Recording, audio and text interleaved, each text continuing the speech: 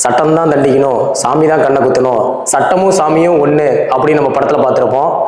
சட்டம் ஒரு major role பண்ணக்கூடியது.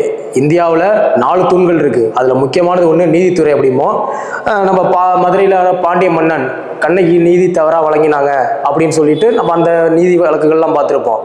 ஒரு நீதி அப்படிங்கிறது எவ்வளோ முக்கியம். ஒரு சாமானியனும் அவனுக்கு நீதி கிடைக்கணும் அப்படின்னு போகக்கூடிய ஒரே இடம் வந்து பார்த்தீங்கன்னா கோர்ட்டு மட்டும்தான்.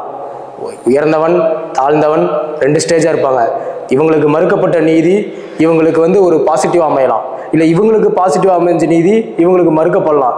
இது ரெண்டுமே சரிசமமாக இருந்து எங்கே சந்திக்கும்னு பார்த்தீங்கன்னா நீதித்துறையில் மட்டும்தான் சந்திக்கும். அந்த நீதியை வந்து பல பேர் வந்து கட்டி காத்திருக்காங்க. அந்த நீதியரசர்களுக்கு ஃபர்ஸ்ட் என்னோட தலையான ஒரு வணக்கத்தை தெரிவிச்சுக்கிறேன். ஏன்னா இவங்க இல்லைன்னா இப்போ வந்து சட்டம் ஒழுங்கு வந்து மேஜராக ரோல் பண்ண முடியாது. இந்தியாவில் பொறுத்தளவு சட்டம் ஒழுங்கு, அந்த சட்டம் ஒழுங்கு வந்து காக்கக்கூடியது இவங்க தான். ஒரு எப்பேற்பட்ட ஒரு பிரச்சனையாக இருந்தாலும் அவங்க கிட்ட தான் நம்ம போயிட்டு நிற்கிறோம், அவங்க கிட்ட தான் நம்ம முறையிடுறோம், அவங்க தான் நமக்கு எல்லாமே. அவங்க தான் எல்லாமே சொல்கிறத விட இந்த இந்த ஸ்டேஜை வந்து பேலன்ஸ் பண்ணுறது அவங்க தான். இந்த சொசைட்டியை பேலன்ஸ் பண்ணி ஈக்குவலாக கொண்டுட்டு போகிறதே அவங்க தான், அந்த நீதித்துறை. அந்த நீதித்துறையிலேருந்து வந்திருக்கக்கூடிய நோட்டிஃபிகேஷனை பார்க்க போகிறோம். மெட்ராஸ் ஹைகோர்ட்லேருந்து வந்திருக்க நோட்டிஃபிகேஷனு. இதில் வந்து பார்த்தீங்கன்னா நிறைய வேகன்சி வந்திருக்கு. அதாவது ஒவ்வொரு டைப்பில் ஜாப் வந்திருக்கு. ஜெராக்ஸ் ஆப்ரேட்டர், அப்புறமேட்டுக்கு ஆஃபீஸ் அசிஸ்டண்ட்டு, வாட்ச்மேனு, இந்த மாதிரி நிறைய கேட்டகரியில் வந்திருக்கு. இந்த நோட்டிஃபிகேஷன் வந்து உங்களுக்கு யூஸ்ஃபுல்லாக தான் இருக்கும். இப்போ நான் சொல்ல போகிற விஷயங்கள் அதை நீங்கள் பார்த்துக்குங்க. இப்போ பார்த்தீங்கன்னா இதில் என்னென்ன வேகன்சி வந்திருக்குன்னா, நகல் பரிசோதகர். நகல் பரிசோதகர் வந்து ஒரு 60 வேகன்சி வந்திருக்குது. அடுத்து நகல் வாசிப்பாளர் வந்து ஒரு 11 வேகன்சி வந்திருக்கு. முதுநிலை கட்டளை நிறைவேற்றுனர் அது வந்து ஒரு 100 வேகன்சி வந்திருக்கு. இளநிலை கட்டளை நிறைவேற்றுனர் கட்டளை பணியாளர் அது ஒரு 242 வேகன்சி வந்திருக்கு. கட்டளை எழுத்தாளர் அது ஒரு வேகன்சி வந்திருக்கு. ஒளிப்பட நகல் எடுப்பவர் ஜெராக்ஸ் ஆபரேட்டர் அது ஒரு 53 வேகன்சி வந்திருக்கு. ஓட்டுநர் வந்து பார்த்தீங்கன்னா ஒரு 27 வேகன்சி வந்திருக்கு. நகல் பிரிவு உதவியாளர் அது ஒரு 16 வேகன்சி இருக்கு. அலுவலக உதவியாளர் 638 வேகன்சி இருக்கு. தூய்மை பணியாளர் அது வந்து ஒரு 202 வேகன்சி இருக்கு. அடுத்து தோட்ட பணியாளர் வந்து ஒரு 12 வேகன்சி கொடுத்துருவாங்க. காவலர் மற்றும் இரவு காவலர் நைட் வாட்ச்மேன் வந்து ஒரு 459 வேகன்சி இருக்கு. இரவு காவலர் மற்றும் மசால்ஜி அவங்க வந்து ஒரு 85 வேகன்சி இருக்கு. காவலர் மற்றும் மசால்ஜி அது வந்து ஒரு 18 வேகன்சி இருக்கு. தூய்மை பணியாளர் மற்றும் மசால்ஜி அது வந்து ஒரு வேகன்சி இருக்கு. அடுத்து வாட்டர்மேன் அது வந்து ஒரு 2 வேகன்சி இருக்கு. அடுத்து மசால்ஜி மட்டும் ஒரு 402 வேகன்சி இருக்கு. நோட்டிஃபிகேஷன் எப்போ வந்திருக்குன்னு பார்த்தீங்கன்னா 28ஆம் தேதி வந்திருக்குது. 28ஆம் தேதியே வந்திருக்கு. இதோட லாஸ்ட் டேட், நோட்டிஃபிகேஷனோட லாஸ்ட் டேட் பார்த்தீங்கன்னா 27/5/2024 மே மாதம் 27ஆம் தேதி தான் last date.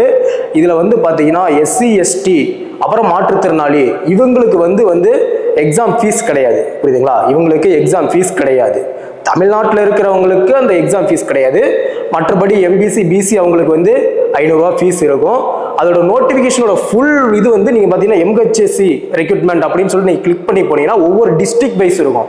Ariyalur, Perambalur, Trichy 38 district wise இருக்கும். டிஸ்ட்ரிக்ட் வைஸில் நீங்கள் கிளிக் பண்ணி உள்ளார போகும்போது அதில் வந்து எத்தனை வேகன்சி இப்போ திருச்சி டிஸ்ட்ரிக்ட் எடுத்துக்கிட்டீங்கன்னா இப்போ வந்து ஜெராக்ஸ் ஆப்ரேட்டர் மட்டும் கொடுத்துருக்காங்க, டிரைவர் மட்டும் கொடுத்துருக்காங்க அப்படின்னு தான் இருக்கும். மற்ற வேகன்சி கொடுத்துருக்க மாட்டாங்க.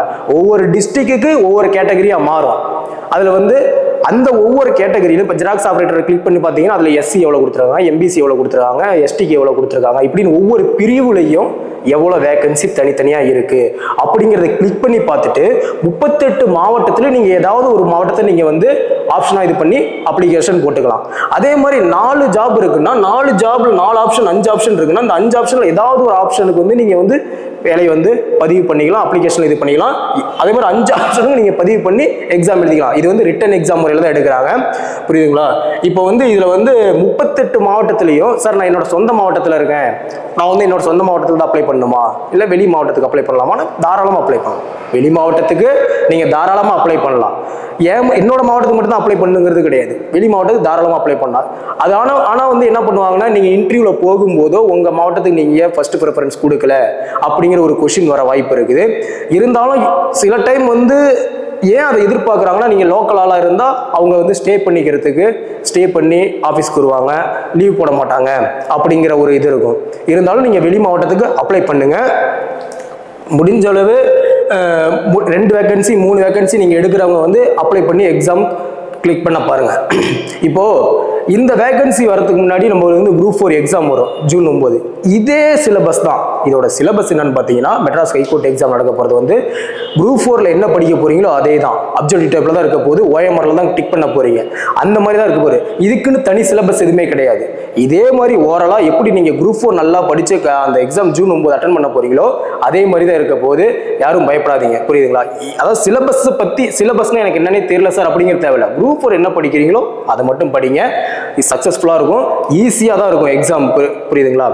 நீங்க எப்படி எந்த அளவுக்கு போயிட்டு இனிமே வரக்கூடிய காலகட்டங்களில் சின்ன எக்ஸாம்லேயே உள்ளார டிபார்ட்மெண்ட்டுக்குள்ள நுழைஞ்சி மேலே போக பார்க்கணும். ஏன்னா மக்கள் தொகையோட எண்ணிக்கை அதிகமாக இருக்கு. காம்படிட்டர் அதிகமாக உருவாங்க. கொரோனாவுக்கு அப்புறம் ஏகப்பட்ட ஆஸ்பிரன்ஸ் உருவாயிட்டாங்க. நிறைய அகாடமி உருவாயிருச்சு. யூடியூப் சேனல்ல வந்து டிஎன்பிசியோட அவேர்னஸ் இருக்கு. டெலிகிராம் லிங்க்ல அவேர்னஸ் இருக்குது. அதனால வந்து நீங்க எவ்வளோக்கு எவ்வளோ சின்ன வயசுல ஒரு 22 வயசுல நான் வந்து ஹைகோர்ட்ல நான் உள்ளார போறேன் சார் அப்படின்னா நீங்க வந்து அவங்களோட வாழ்க்கையில எங்கெங்கேயோ போயிருவீங்க. உங்களோட ஏஜ்ல வந்து மேலே போய்கிட்டே இருப்பீங்க. அதனால நீங்க வந்து எப்பயுமே வந்து இதுக்கு தான் நான் போவேன் அப்படின்னு இருக்கிறவங்க அதுக்குன்னு மேலக்கிட்ட படிக்கிறவங்க இருக்காங்க. கிடைக்கிற வாய்ப்பை பயன்படுத்திங்க. எல்லா எக்ஸாமுக்கும் அட்டன் பண்ணுங்க. எதுவுமே வந்து எந்த எக்ஸாமுமே வந்து இது கீழ்மட்ட நிலையிலோ இந்த எக்ஸாமுலாம் நான் போவேன் அப்படிங்கிறதுலாம் கிடையாது. எஜுகேஷன் எப்பயுமே வந்து நம்மளுக்கு வந்து நல்ல ஒரு இதை தான் நிலைமையை தான் கொடுக்கும். நீங்க இதுக்குள்ளார போயிட்டு நீங்க வந்து அதுக்கப்புறம் மேல இருந்து அதுல இருந்து படிச்சு சக்சஸ் பண்ண பாருங்க. எந்த ஒரு எக்ஸாமுமே நீங்க வந்து எழுத மாட்டேன் அப்படின்லாம் இருக்காதீங்க. வரிசை எல்லா எக்ஸாமும் டிஎன்பிசில போற எக்ஸாம், சென்ட்ரல் கவர்மெண்ட் எக்ஸாம் எல்லாத்தையுமே அட்டன் பண்ண பாருங்க. அதுதான் ஒரு புத்திசாலித்தனம்.